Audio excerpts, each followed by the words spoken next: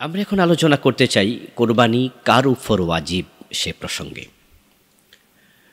একথা আমরা সকলে জানি যে কোরবানি একটি ইবাদাহ। যাদের সামর্থ্য আছে তাদের জন্য কোরবান করা ওয়াজিব, আবশ্যক।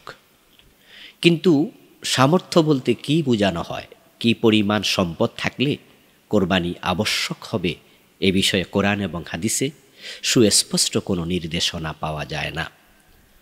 বরং রাসূলুল্লাহ সাল্লাল্লাহু আলাইহি ওয়াসাল্লাম বলেছেন, মান ওয়াজাদা সাআতান ওয়া লাম ইউদাহি ফালা ইয়াকরুবান্না মুসাল্লানা। আল্লাহর হাবিব বলেছেন, যে ব্যক্তির সামর্থ্য আছে অথচ সে কোরবান করেনি, ফালা ইয়াকরাবান্না মুসাল্লানা, সে যেন আমার ঈদগাহে না আসে। তাহলে সামর্থ্যবান ব্যক্তি কোরবান না করলে আল্লাহর হাবিব সাল্লাল্লাহু আলাইহি ওয়াসাল্লাম তাকে ঈদগাহে যেতে বারণ করলেন। এতে বোঝা যায় সামর্থ্যবানদের কোরবানি করতে হয়।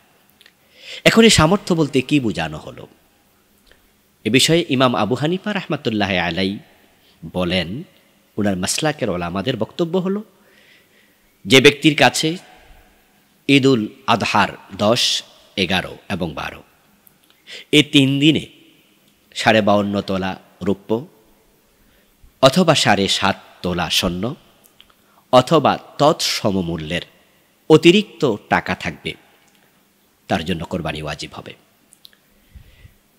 অন্যান্য মাসলাকের আলেমরা বলেন, না, যেহেতু কোরআন এবং হাদিসে এই জাতীয় কোনো কথা পাওয়া যায় না যে 7.5 ভরি স্বর্ণ অথবা 52.5 ভরি রৌপ্য অথবা তৎসমমূল্যের টাকা থাকতে হবে, এটা যেহেতু পাওয়া যায় না, হাদিসের সুস্পষ্ট বক্তব্য হলো সামর্থ্য।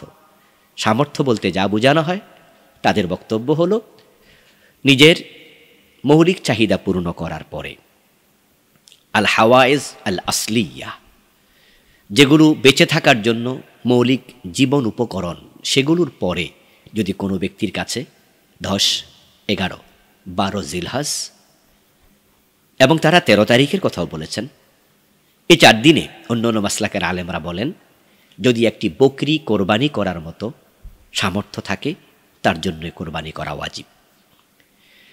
এ বিষয়ে আমাদের যেই বক্তব্য, আমরা যা বলতে চাই সেটা হলো, যেহেতু কোরআন এবং সুন্নাতে সুস্পষ্টভাবে আল্লাহ এবং তার রাসূল বলেননি যে এত টাকা থাকা লাগবে, বরং রাসূলুল্লাহ সাল্লাল্লাহু আলাইহি সাল্লাম সামর্থ্যবান ব্যক্তি কোরবানি না করলে তাকে ধমকি দিয়েছেন যে সেই ঈদগাহে যেন না আসে।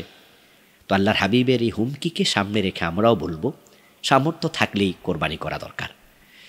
52.5 তোলা রৌপ্যের মূল্য প্রায় 60,000 টাকা, আর 7.5 ভরি স্বর্ণের মূল্য এখন তো 6 লাখ টাকার বেশি। অথচ একটি ছাগল কেনার জন্য কি 60,000 টাকা লাগে? আর 5.5 লাখ 6 লাখ টাকা তো লাগেই না। তো আপনি যদি মনে করেন যে আমার কাছে 52.5 তোলা রৌপ্যের মূল্য নাই, 60,000 টাকা নাই, আমার ঘরে তো মাত্র 30,000 টাকা আছে, আমি দেব না কোরবান, তা আমরা আপনাকে বলবো, কোরবান দিতে তো মাত্র 8-10,000 টাকা লাগবে একটা বকরি কিনলে।